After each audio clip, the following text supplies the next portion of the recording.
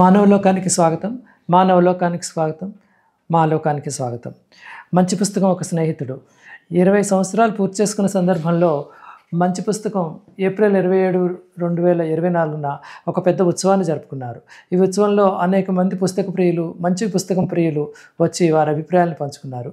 వారు ఏం మాటలు చెప్పారు, వాళ్ళ ఆలోచనలు ఏమిటి, వాళ్ళ అభిప్రాయాలు ఏంటి, మంచి పుస్తకం గురించి తెలుసుకుందాం పదండి.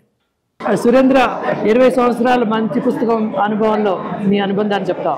అంటే మంచి పుస్తకం సురేష్ గారు మొదలుపెట్టినప్పటి నుంచి ఎక్కువ ట్రాన్స్లేషన్తో మొదలుపెట్టారు. అప్పుడు వాసనలో వర్క్ చేసినప్పుడు కూడా చాలా పుస్తకాలని, ఇంగ్లీష్ పుస్తకాలని ట్రాన్స్లేట్ చేయటం వాటన్నిటికీ. ముఖ్యంగా బాగా నాకు నచ్చిన పుస్తకం పర్సవేది చాలా బాగా జరిగింది. ఆ తర్వాత నుంచి తెలుగులో రాయటం, బుక్స్ చేసుకోవటం, తర్వాత ప్రతి సంవత్సరం కూడా బుక్ ఎగ్జిబిషన్లో కలవటం పిల్లలకు అంతా ఒక మోటివేషన్ లాగా ఉండేది.